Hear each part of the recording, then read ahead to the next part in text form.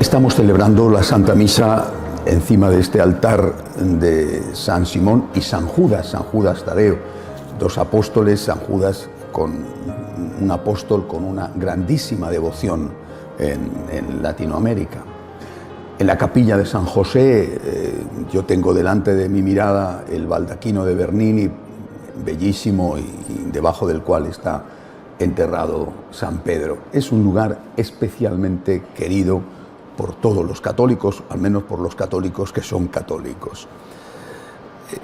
Pero aquí hemos venido, dentro de esta peregrinación a las raíces, hemos venido sobre todo para proclamar nuestra adhesión, nuestro cariño, nuestro respeto al Santo Padre.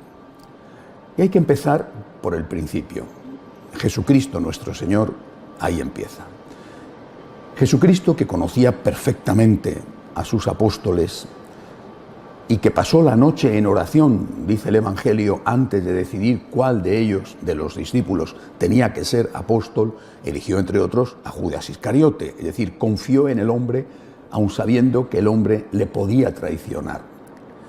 Y eligió de entre los 12 a uno, Simón Pedro, al cual nombró su vicario en la tierra. Tú eres Pedro, sobre esta piedra edificaré mi iglesia, lo que ates en la tierra quedará atado en el cielo.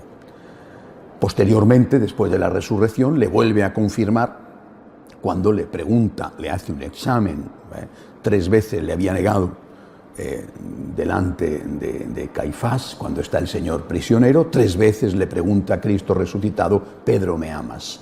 Sí, Señor. Y la última vez no solo le contesta sí, Señor, sino que avergonzado, porque es consciente de por qué se lo pregunta 3 veces, avergonzado dice, sí, Señor, tú sabes que te quiero. Y es después de esto que el Señor le dice, confirma en la fe a tus hermanos. ¿Qué significa todo esto? Significa que Pedro, el vicario de Cristo, era un ser humano. Muchas veces, no quiero acusar a nadie, pero muchas veces, repito, nosotros los sacerdotes lo sufrimos mucho. Vosotros queréis, los laicos, que los sacerdotes no seamos hombres. Y nos rechazáis cuando veis que somos hombres. Os equivocáis. Os dije el otro día, no merecéis sacerdotes, y no los merecéis. Porque no queréis sacerdotes, queréis ángeles. Y cuando el sacerdote es un ser humano, lo rechazáis. Porque no queréis sacerdotes, queréis ángeles. San Pedro fue un pecador. Negó a Cristo 3 veces. El Señor no le retiró su primacía, le confirmó la primacía. Y la comunidad, que sabía que era un pecador de ese tipo, traidor de Jesús en un momento crítico, le siguió queriendo, le siguió obedeciendo, le siguió respetando. Es decir, esta lección que nos da Pedro, que nos da la iglesia de ese momento, la primera iglesia, esta lección la hemos olvidado. Hay que recordarla. Vuelvo a repetir, la persona, el católico, que no quiere al sacerdote porque no es un ángel, simplemente no merece sacerdote.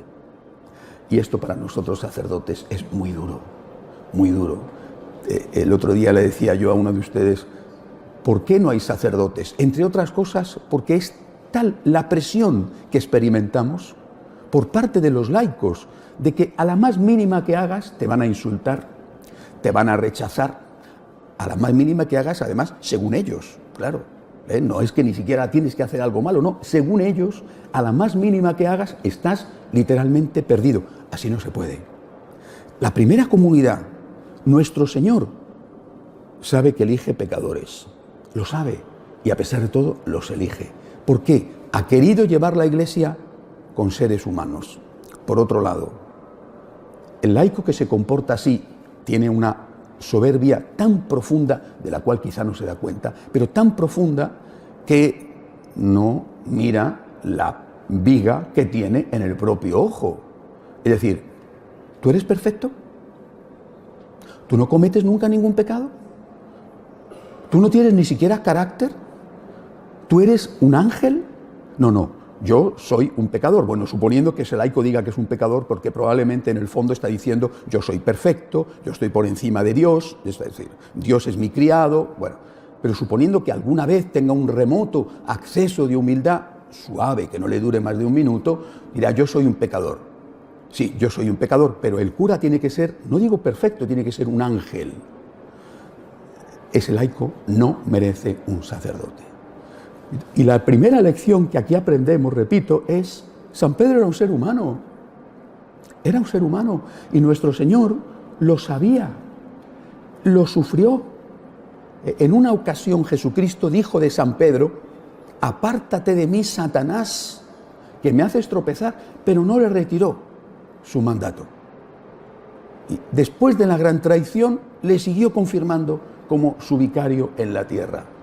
Primera lección, sé que diga yo lo que diga, aunque apareciera de verdad un ángel del cielo, la Santísima Virgen, el coro de los 12 apóstoles, ángeles, arcángeles, tronos, principados y potestades, a muchos de vosotros o a alguno de vosotros le daría exactamente igual. Porque no hay manera de que a tantos laicos les entre en la cabeza aquello que ellos no quieren ver.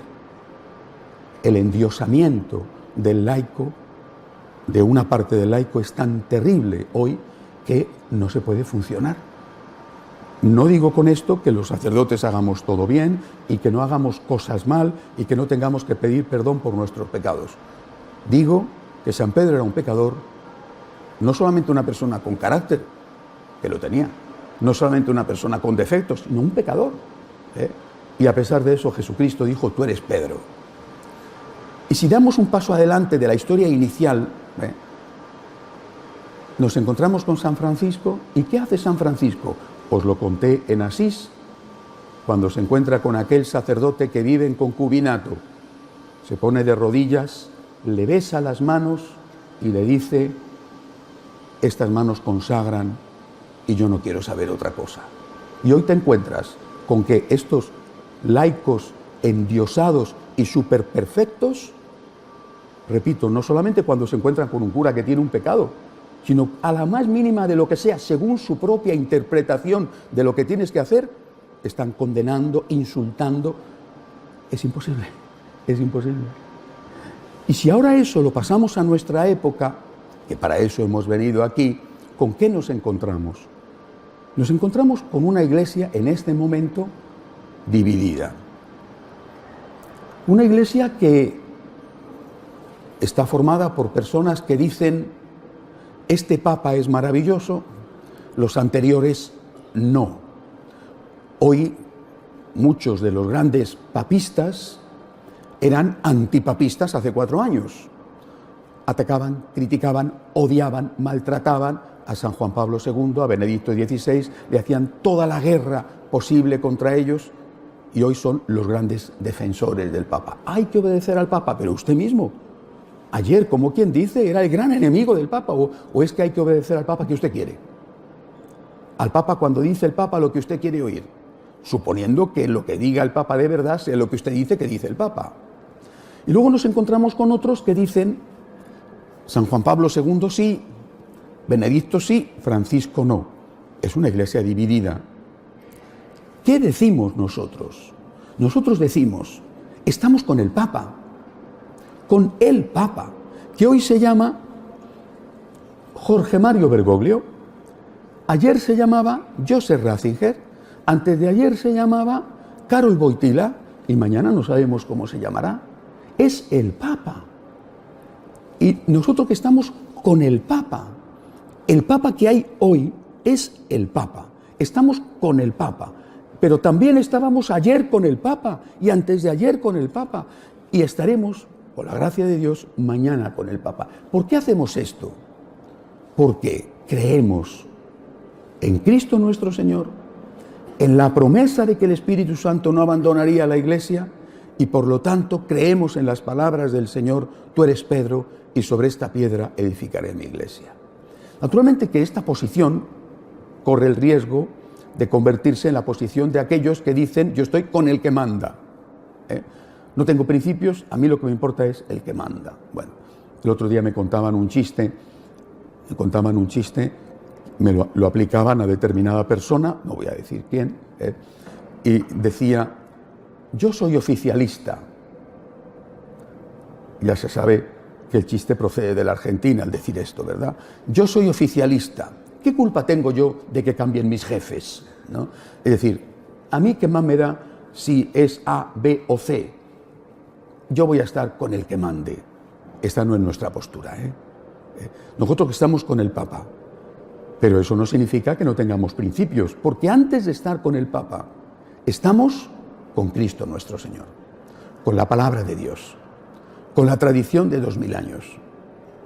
Es decir, estamos con Cristo y por Cristo con el Santo Padre. Siempre con el de ayer, con el de hoy y con el de mañana, por Cristo, porque estamos primero con Cristo. Es decir, no somos papólatras, adoradores del Papa, somos adoradores de Cristo. No somos oficialistas que, como aquello que decía Groucho Marx en aquella parodia de los políticos de entonces y de hoy, y de los oficialistas también dentro de la Iglesia, estos son mis principios, pero si a usted no le gusta, tengo otros. No, es decir, nosotros no somos eso, ¿eh? Nosotros sí tenemos principios. Nuestros principios son la palabra de Dios, tal y como ha sido interpretada fielmente, derramando sangre durante 2000 años. Mientras no suceda una catástrofe, el Papa es el encargado de mantener la fidelidad a la palabra de Dios y a la interpretación dogmática de esa palabra, repito, durante 2000 años de manera ininterrumpida. Y por eso a mí me habéis escuchado decir muchísimas veces, en muchos tonos, nosotros estamos en una interpretación en continuidad, no en una interpretación en ruptura con la palabra y con las interpretaciones anteriores. Interpretación en continuidad. Esto es lo que decía el Papa Benedicto. Hermenéutica de continuidad. Leemos los documentos del nuevo Papa al que queremos, bueno, nuevo no, porque ya lleva 4 años, bueno, del Papa Francisco al que queremos, al que respetamos, al que obedecemos. En ese orden, le queremos el corazón, le respetamos, le obedecemos, leemos sus documentos en continuidad con la interpretación de la palabra que se ha dado antes, porque no ha habido, no hay y no habrá una ruptura. No hay, no ha habido y no habrá un cisma. ¿Por qué no lo hay, no lo ha habido y no lo habrá? Porque el Papa no está diciendo una cosa contraria a lo anterior. Si hay algo que se pudiera leer en una clave de ruptura, nosotros eso no lo queremos hacer, que lo hagan otros. Nosotros leemos la palabra del Papa en continuidad con la palabra de los papas anteriores, porque eso es la historia de la Iglesia. Cuando el cardenal Newman, que no fue cardenal desde el principio, era un famoso clérigo anglicano, un gran estudioso, que estudiando llegó a la conclusión de que la Iglesia Católica era verdadera. Tenía un gran prestigio, formaba parte del movimiento de Oxford, fue un movimiento en el siglo XIX de acercamiento por parte de los anglicanos, de lo mejor de los anglicanos, la High Church, a la Iglesia Católica. Cuando llegó a la conclusión de que tenía que hacerse católico, con todas las renuncias que eso suponía por su prestigio, por su situación económica, bueno, decidió, lo anunció, se hizo católico. Yo recomiendo Apología Pro Vita Sua, que es uno de los grandes libros que un católico de hoy debería de leer.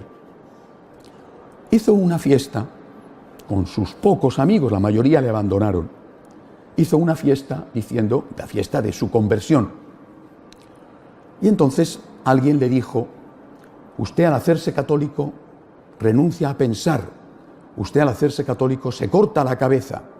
Y él con mucho humor, porque era inglés al fin y al cabo, con mucho humor inglés, ¿verdad?, dijo, en la Iglesia Católica, cuando entramos a los señores, en aquella época, a las señoras no, a los señores en la Iglesia Católica cuando entramos, no se nos dice que nos cortemos la cabeza, simplemente se nos dice que nos quitemos el sombrero. Es decir, nosotros no renunciamos a pensar, nosotros no somos descerebrados, nosotros tenemos nuestra cabeza, lo que no tenemos es el sombrero. Es decir, lo que no tenemos es la soberbia.